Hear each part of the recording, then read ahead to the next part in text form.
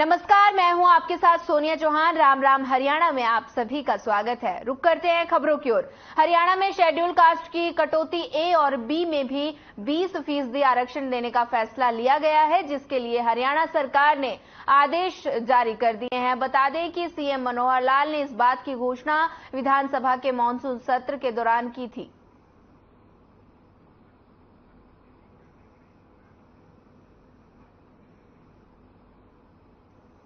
हरियाणा में schedule caste को category A और बी में भी 20% आरक्षण देने का फैसला लिया गया है, जिसके लिए हरियाणा सरकार ने आदेश जारी कर दिए हैं। बता दें कि सीएम मनोहर लाल ने इस बात की घोषणा विधानसभा के मानसून सत्र के दौरान की थी।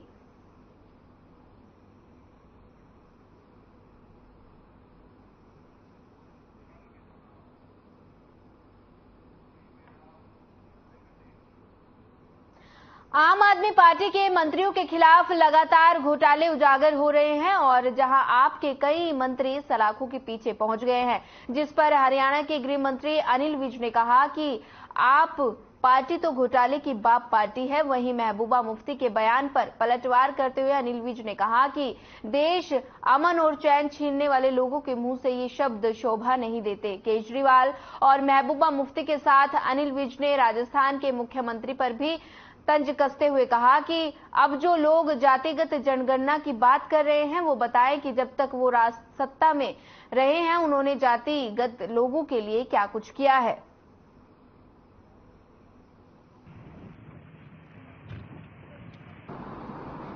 जो भ्रष्टाचार के खिलाफ लड़ाई लड़ने का नारा देकर सत्ता में आई थी, अकंठ भ्रष्टाचार में डूब गई है।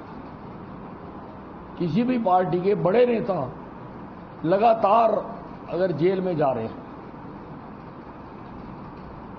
तो उनको सोच लेना चाहिए कि ये पार्टी क्या गोल्स और क्या टारगेट लेके सत्ता में आई थी।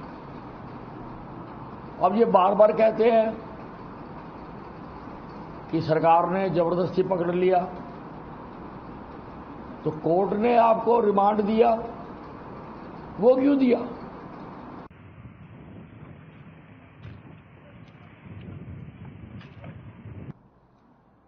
देखिए, दुर्भाग्यपूर्ण बात यह है, कैबिनेट मंत्री कंवरपाल गुर्जर ने यमुनानगर में मीडिया से बातचीत करते हुए कई मुद्दों पर चर्चा की और SYL के मुद्दे पर पंजाब सरकार पर जमकर निशाना साधा। प्रकृति आपदा के समय हरियाणा को पानी लेने की बात कहने पर कैबिनेट मंत्री ने कहा कि इस प्रकार की बातें एक प्रदेश के मुख्यमंत्री के लिए इस प्रकार के शब्दों का चयन सही नहीं है। वो पुराने समय में कॉमेडियन रहे हैं, शायद उसका असर हो।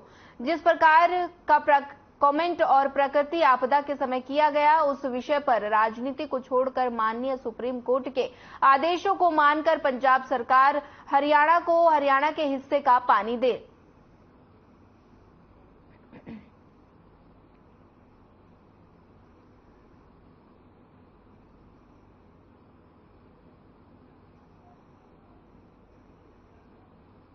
पंजाब में बैठे तो हम कहते हैं पानी पाकिस्तान में चले जाएगा तो कोई दिक्कत नहीं है, लेकिन पानी हरियाणा में चले जाएगा तो दिक्कत है। अब ये नहीं समझता कौन सा विचार है उनके पास, किस विचार से वो काम कर रहे हैं और जिस प्रकार की पॉलिटिक्स वहां की।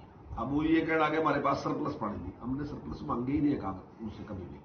हम कह रहे हैं कि जो हमारे हिस्से का पानी है, हम इकट्ठे थे एक दिन सारा पंजाब था, हम उसमें से अलग एक पंजाब है तो हमारा ही हिस्सा बैठा था, उस हिस्से का फैसला हम करने के लिए कह रहे हैं। और उस हिस्से का फैसला अगर हम पंजाब से कहें कि वो फैसला करें तो शायद नहीं कर सकता, हमें कोई कहेगा हम भी नहीं कर सकते।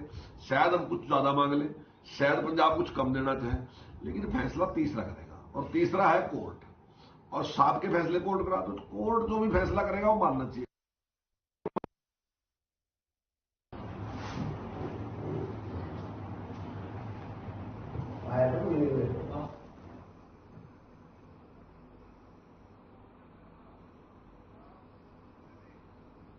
नूंह विधानसभा क्षेत्र के गांव देवला नंगली में परिवहन मंत्री हरियाणा मूलचंद शर्मा ने जनसंवाद कार्यक्रम में लोगों से समस्याएं सुनी और मौके पर उनका निवारण करते हुए अधिकारियों को ग्रामीणों की शिकायत पर तुरंत कार्रवाई करने के निर्देश दिए। हरियाणा में अवैध खनन खुलवाने के सवाल पर उन्होंने कहा कि राजस्थान के मेवात के इलाके में मिनिंग हो रही है और हरियाणा के मेवात में मिनिंग बंद है।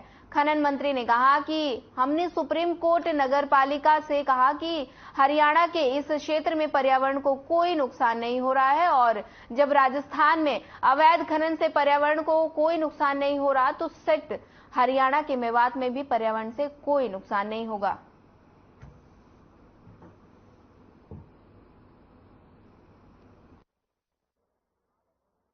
मानना है कि राजस्थान का जो मेवात का इलाका है आज माइनिंग हो ऊपर है और मेवात का इलाका जो हरियाणा का है वहाँ माइनिंग बंद है।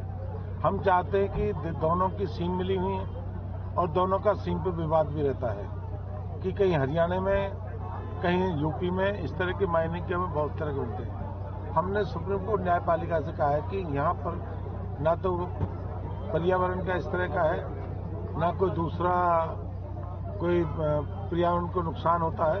जब राजस्थान में नहीं हो रहा तो हमारे इसमें भी कोई इस तरह की बात नहीं है और जल्दी से जल्दी हम रखेंगे कि अपने हरियाणा में माइनिंग हो और जितने रोड राजस्थान से चलते हैं जितना नुकसान रोडों को होता है जितने एक्सीडेंट होते हैं उसका नुकसान होता है। अगर हरियाणा में माइनिंग मेवात के क्षेत्र में माइनिंग होती है इससे रोडों का मिलेगा, लोगों को रोजगार मिलेगा।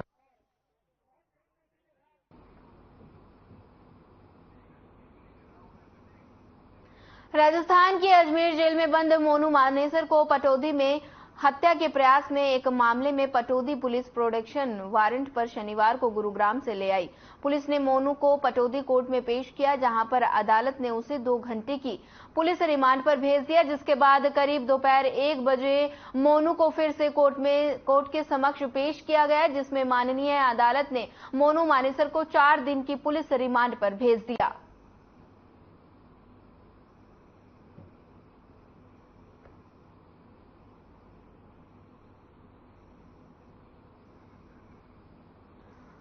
बता दें कि पटौदी में कोर्ट में मोनू मानेसर को पेश किया गया है। राजस्थान की अजमेर जेल में बंद मोनू मानेसर को पटौदी में हत्या के प्रयास के एक मामले में पटौदी पुलिस प्रोडक्शन वारंट पर शनिवार को गुरुग्राम ले आई। पुलिस ने मोनू को पटौदी कोर्ट में पेश किया जहां अदालत ने उसे 2 घंटे की पुलिस रिमांड पर भेज दिया, जिसके बाद करीब दोपहर 1 बजे मोनू को फिर से कोर्ट के समक्ष पेश किया गया, जिसमें माननीय अदालत ने मोनू मानेसर को 4 दिन की पुलिस रिमांड पर भेज दिया।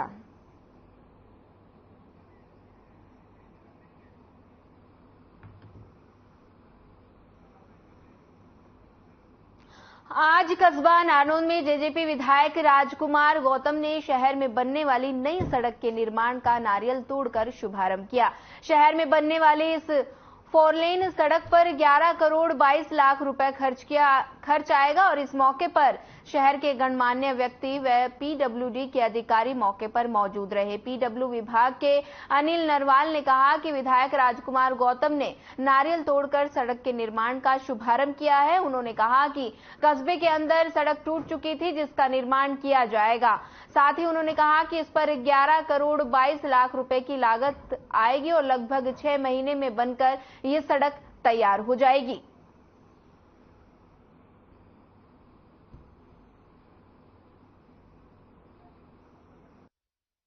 नई सड़क जो है बहुत दिन से खस्ता हाल में थी, 13 करोड़ रुपया मंजूर किया है। लगभग ये 3.25 किलोमीटर के आसपास है। ठेकेदार भी यहाँ है, महकमे के सारे एक्सीएन एसडीओ सब यहाँ है और गांव के भी जो जागरूक सिटीजन हैं काफी है। नारियल हमने बुलवाया है विधायक राजकुमार गौतम जी से नारनौल के अंदर। ये काफी पुरानी डिमांड थी लोगों की कि जो शहर का पोर्शन है वो नीचा था और जब भी इसमें ये बिटुमिनस रोड बनती थी तो टूट जाती थी जल्दी, क्योंकि इसका जो लेवल था वो नीचे था। तो अभी हमने इसको सीसी रोड के लिए हमने इसको प्रपोज किया था, कंक्रीट रोड का, तो ऑलमोस्ट 1.5 फुट ऊपर हो गए। अभी हम दोबारा बना सकते हैं। Thank you.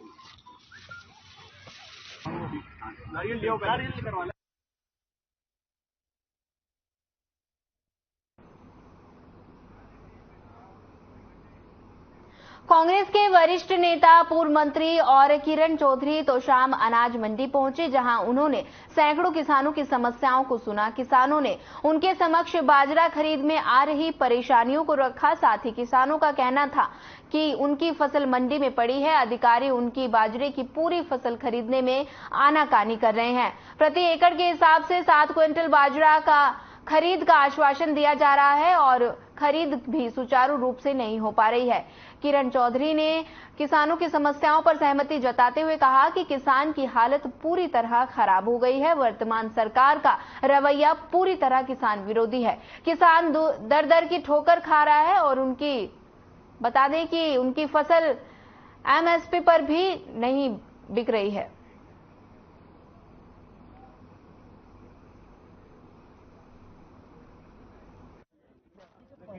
फिलहाल रुकते हैं एक छोटे से ब्रेक के लिए। ब्रेक के बाद फिर होगी मुलाकात।